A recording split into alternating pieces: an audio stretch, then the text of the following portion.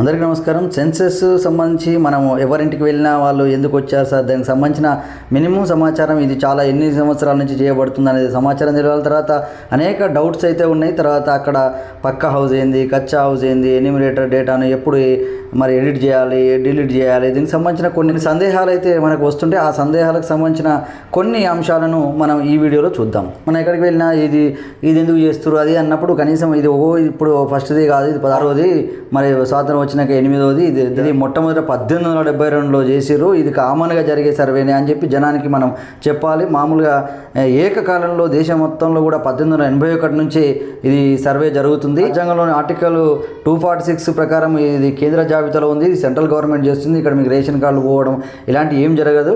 ఇది జనగణన చట్టం 1948 ప్రాతిపదికన ఇదంతా జరుగుతున్నది. డేటా సేకరణ అనేది మొట్టమొదటి డేటా సేకరణ డిజిటల్ మొబైల్ అప్లికేషన్ ద్వారా ఈ సంవత్సరం అంటే ఇప్పటి జనగణనలో మాత్రమే జరుగుతుందని మనం ప్రజలకైతే వివరించాలి. నిజానికి మనకు కూడా అవగాహన అయితే ఉండాలి. ముందు మాత్రం మామూలుగా పేపర్ ద్వారా జరిగేది, ఇప్పుడు మాత్రం డిజిటల్ మొబైల్ అప్లికేషన్ ద్వారా ఇది మొట్టమొదటిసారి మరి సెల్ఫ్ ఎన్యూమరేషన్ కూడా అంటే ఏంటంటే ఇది గృహస్థులు స్వయంగా వెబ్ పోర్టల్ ద్వారా సమాచారాన్ని అందించడం.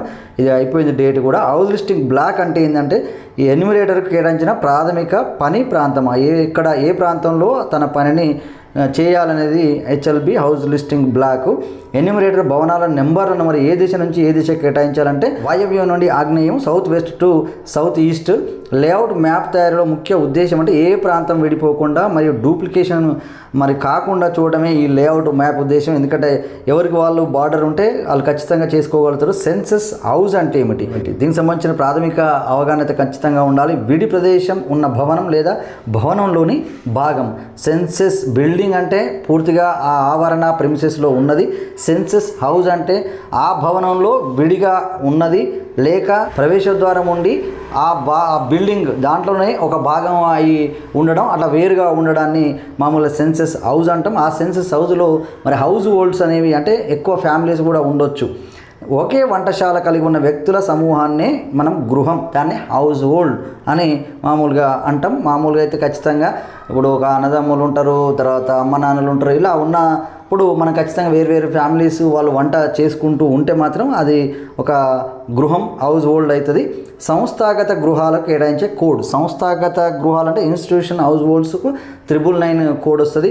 ఉదాహరణకు ఒక రూమ్లో వేరు ప్రాంతాల వాళ్ళు ఉండి అక్కడే ఉన్న వాళ్ళందరినీ కలిసి వాళ్ళకి ఇంటి యజమాని అంటూ సపరేట్ ఉండదు కాబట్టి దాన్ని కూడా మనం సంస్థాగత గృహం కిందనే తీసుకోవాలి. తర్వాత హాస్టల్స్, తర్వాత ఇక్కడ వేరు ఇన్స్టిట్యూషన్స్ కూడా అవి ఇన్స్టిట్యూషన్ హౌస్ హోల్డ్స్ అయితే వాటికి 999 ఉంటుంది. ఖచ్చితంగా ఒక ఫ్యామిలీ అంటూ దానికి ఒక ఫ్యామిలీ హెడ్ అంటూ ఉండరు. వివిధ ప్రాంతాల నుంచి వచ్చి ఒక దగ్గర ఒక హాస్టల్లో అంటే పేయింగ్ గెస్టులుగా అంటే పిల్లలందరూ ఒక హాస్టల్లో ఉంటారు. వాళ్ళందరూ కూడా ఆ విధంగా అది సంస్థాగత అది గృహం కింద వస్తుంది. దానికి ఇన్స్టిట్యూషన్ హెడ్ డిజిగ్నేషన్ మాత్రమే మనం రాయాలి. తర్వాత అక్కడ ఉన్న ఆ ఇన్స్టిట్యూషన్ హౌస్లో ఉన్న అందరి నెంబర్ మాత్రమే మనం అక్కడ వేయాలి. దానికి మాత్రం 999 కోడ్ వస్తుంది. హౌస్ లిస్టింగ్ అండ్ హౌసింగ్ సెన్సెస్లో మొత్తం ఎన్ని ప్రశ్నలు ఉంటాయి? అది 34 క్వశ్చన్స్ ఉంటాయి. గృహ అధిపతి హెడ్ ఆఫ్ హౌస్ హోల్డ్ ఎవరు కావచ్చు, ఎవరైనా కావచ్చు, ఏ లింగానికైనా మేల్, ఫీమేల్, ట్రాన్స్జెండర్ ఎవరైనా కావచ్చు. పక్కా భవనానికి మ్యాప్లో ఉపయోగించే గుర్తు అది స్క్వేర్. కచ్చా భవనానికి ఉపయోగించేది మాత్రం ట్రయాంగిల్, త్రిభుజం. పక్కా అంటే ఖచ్చితంగా అది మరమ్మతులు లేకుండా పక్కగా ఉన్నదాన్ని అది పక్కా బిల్డింగ్ అంటాం. చిన్న మరమ్మతులు కలిగి ఉన్నదాన్ని మనం కచ్చా భవనం అంటాం. మామూలుగా అయితే పెంకలు, అదే మట్టి గోడలు కట్టి కొంత ఊరిపోవడము, పెంకలు కొంత ఉండడము, ఇంకేదైనా స్లాబ్లోనైనా కచ్చా కూడా ఉండొచ్చు. మొత్తం దాని రిపేర్లు అవసరం ఉన్నప్పుడు అది కచ్చా భవనమే అవుతుంటుంది. ఆ విధంగా మనం తర్వాత గుడిసెలు, ఇంకేమైనా పేపర్ అట్టలతోటి కట్టడం కానీ, డేరాలు కానీ, లేకపోతే ఇంకా కట్టెలతోటి మామూలుగా వుడ్ తోటి కూడా గోడలు పెట్టి ఇంకేదో చేయడం ఏది ఉన్నా అది రిపేర్ అవసరం. తర్వాత దాన్ని చాలా ఏళ్ళు అది ఉండదు అనుకున్నప్పుడు అది కచ్చా భవనంగా మనం ట్రయాంగిల్ వేయాల్సి అయితే ఉంటుంది. ఎన్యూమరేటెడ్ డేటాను ఎంత తరచుగా సింక్ చేయాలి? ఒక 5-6 ఏళ్ళ తర్వాత ఖచ్చితంగా సింక్ చేసుకుంటే మనకు మంచిది. మామూలుగా సరే ఒక 2-3 ఏళ్ళకు సింక్ చేసుకోవచ్చు, 10 ఏళ్ళ తర్వాత కూడా సింక్ చేయొచ్చు, కానీ ఒక 5-6 ఏళ్ళ తర్వాత చేసుకుంటే అది మనకు బాగుంటుంది.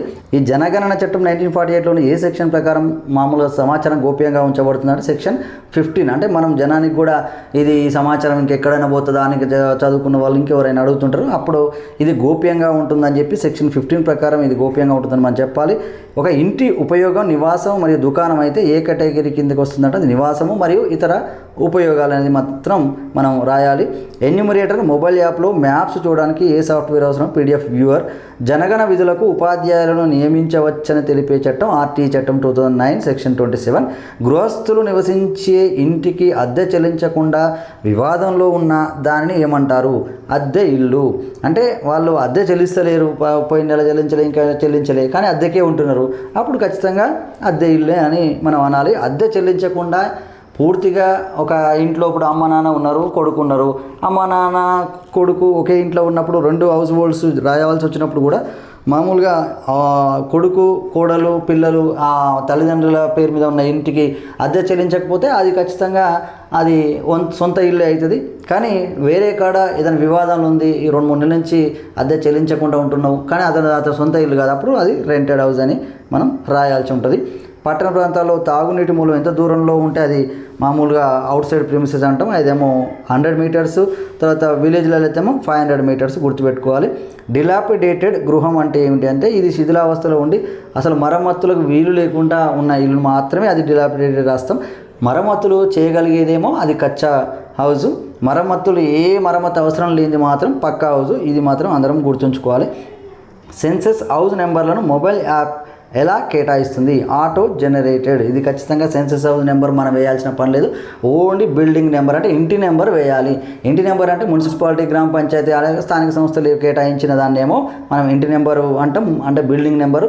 సరే అవి లేనప్పుడు మనం వరుసగా నార్త్ వెస్ట్ నుంచి సౌత్ ఈస్ట్ వరకు వేసుకున్న వరుస నెంబర్లు సెన్సస్ హౌస్ నెంబరు అది కూడా మనం వేసుకొని ఆ బిల్డింగ్ నెంబర్ వేస్తాం. కానీ ఈ సెన్సస్ హౌస్ నెంబర్ కానీ హౌస్ హోల్డ్ నెంబర్ కానీ మనం వేయం, జస్ట్ అది న్యూనా రిపీటా అది మాత్రమే మనం క్లిక్ చేస్తాం. ఎన్యూమరేటర్ తన పనిని పూర్తి చేసినట్టు ఎక్కడ సూచించాలి? మొబైల్ యాప్లో మార్క్ HLB యాజ్ కంప్లీట్ అనేది చివరికి ఉంది, అది మొత్తం బ్లాక్లో ఉన్న అన్ని ఇళ్ళు కంప్లీట్ అయినాకనే ఆ కంప్లీట్ క్లిక్ చేయాలి. ఒక భవనంలో 1 కంటే ఎక్కువ గృహాలు ఉంటే వాటి నెంబర్లు ఎలా ఇవ్వాలి? ప్రతి గృహానికి వేరు నెంబర్లు. ఇక్కడ గృహం అంటే హౌస్ హోల్డ్స్ అంటే ఫ్యామిలీస్. ఇక్కడ ఫ్యామిలీస్ ఖచ్చితంగా ఒక ఇంట్లో మరి వేరు ఫ్యామిలీస్ ఉంటే వాటికి సపరేట్గా ఆల్రెడీ న్యూ అని మనం క్లిక్ చేస్తే వచ్చేస్తే మనం రాయవలసిన అవసరం లేదు, వేరు నెంబర్లు మనం ఇవ్వాలనేది కాదు. ఇక్కడ కొంత కన్ఫ్యూజన్. మరి ఒక భవనంలో 1 కంటే ఎక్కువ సెన్సస్ హౌసెస్ ఉండొచ్చు, మళ్ళీ సెన్సస్ హౌస్లో మళ్ళీ ఎక్కువ హౌస్ హోల్డ్స్ కూడా ఉండొచ్చు. హౌస్ హోల్డ్స్ అనేవి ఫ్యామిలీస్. నెక్స్ట్ సెన్సస్ డేటా సేకరణలో వైఫై అనేది దేనికి సంక్షిప్త రూపం? Wireless fidelity. HLO mobile app కనీసం 4GB ర్యామ్ ఉండాలి. ఇంటివారు SC ST అని ఎట్లా అంటే కింద మనకు బ్లూ కలర్లో మనకు కనబడితే మనకు తెలిస్తే ఓకే. రాష్ట్ర ప్రభుత్వం జారీ చేసిన SC ST జాబితా అనేది మనం చూసుకోవాలి ఒకవేళ మన డౌట్ వస్తే. హౌస్లెస్ కుటుంబాలను ఏ దశలో గణిస్తారు? ఇది 2వ దశ, అంటే ఇప్పుడు కాదు, 2వ దశలో పాపులేషన్ ఎన్యూమరేషన్ ఫిబ్రవరిలో చేసేటప్పుడు మాత్రమే మొత్తం ఇల్లు లేకుండా అట్లా వేరే పైపులను బజార్లో రోడ్ల మీద నివసించే వాళ్ళందరినీ అప్పుడు కౌంట్ చేస్తాం. ఇప్పుడు మాత్రం వాళ్ళని కౌంట్లోకి తీసుకోము. తర్వాత ఎన్యూమరేటరు ఫీల్డ్ వర్క్ చేసేటప్పుడు ఏ పత్రాన్ని తప్పనిసరిగా వెంట ఉంచుకోవాలి? మరి ఐడెంటిటీ కార్డ్ అయితే ఉంచుకోవాలి. మొబైల్ యాప్లో డేటా తప్పుగా ఉందని సూపర్వైజర్ గుర్తిస్తే ఎన్యూమరేటర్ ఏం చేయాలి? ఖచ్చితంగా ఆ రికార్డును మళ్ళీ నమోదు చేయాలి. మరి సింక్ అండ్ ఎడిట్ అనే ఆప్షన్ కూడా ఉంది కాబట్టి అందులో మనం ఎడిట్ చేసుకోవాలి. సూపర్వైజర్ గుర్తిస్తేనే కాదు, మనంతటా మనం గుర్తించిన బై సెల్ఫ్గా ఎడిట్ చేసుకోవచ్చు. సూపర్వైజర్ గుర్తించినా కానీ మళ్ళీ మనమైతే దాన్ని ఖచ్చితంగా ఎడిట్ చేయాలి. Census house number building number తేడా ఉంటే మాత్రం ఖచ్చితంగా ఆ డేటాను మొత్తం డిలీట్ చేసి మనం మళ్ళీ ఎడిట్ చేసుకోవాలి. అవి కూడా మనం ఎలా చేయాలో కూడా చెప్పడం జరిగింది. 7th కాలంలో నివాసము దాంట్లో మనము లాక్డ్ నివాసము లాక్డ్ కానీ లేకపోతే ఖాళీ అని పెట్టి పూర్తిగా అప్పుడు అన్ని ఆప్షన్స్ కూడా అవి వెళ్ళిపోతాయి. అప్పుడు మళ్ళీ మనం కొత్తగా ఆ బిల్డింగ్ అంటే ఆ ఇంటి నెంబర్ వేసి ఆ ఇంటి నెంబర్ సంబంధించిన డీటెయిల్స్ మనం నింపాలి. అక్కడ హౌస్ హోల్డ్ తేడా వస్తుంది, లేకపోతే లైన్ నెంబరు సీరియల్ నెంబర్ తేడా వచ్చినంత మాత్రాన గాబరా పడాల్సిన పని లేదు. మనకు ఇంటి నెంబర్ కరెక్ట్గా ఉండి ఆ ఇంటి నెంబర్ సంబంధించిన details census house number details నింపితే సరిపోద్ది. కాబట్టి మనం ఏదైనా సమాచారం తప్పుగా ఉంటే దాన్ని పూర్తిగా డిలీట్ చేయొచ్చు. ఏది సెన్సస్ హౌస్ కానీ హౌస్ నెంబరు తేడా ఉంటేనే, లేదా వేరే సమాచారం ఏదైనా మనం ఎడిట్ చేసుకోవచ్చు. ఒక గృహంలో అద్దెకుండే విద్యార్థులు అంటే ఏ రకమైన గృహం కిందకి? పేయింగ్ గెస్ట్ అంటాం వాళ్ళను, అది సంస్థాగత గృహం కిందకి.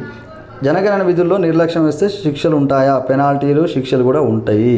సెల్ఫ్ ఎన్యూమరేషన్ ఎవరి నుండి అంటే యజమాని మనకు ఆన్లైన్లో డేటా నింపిన గృహ యజమాని నుండి మ్యాప్లో రోడ్లను సూచించడానికి ఎరుపు రంగు అంటే రోడ్లను కొంచెం క్లియర్ కనపడడానికి మనం దానితో వేయాలనేది.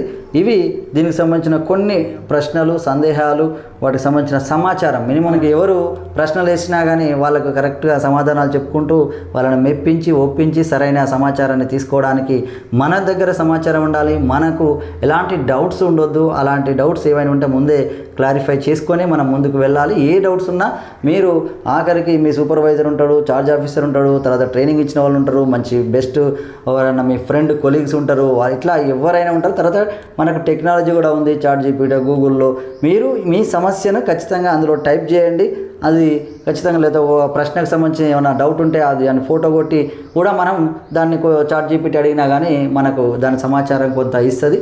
కాబట్టి ఎలాంటి ఇబ్బందులు పడకుండా మీకు ఎలాంటి డౌట్స్ ఉన్నా కానీ మళ్ళీ మీరు ఈ వీడియో కింద కూడా కామెంట్ చేయండి. I will try to clarify your doubts. Thank you.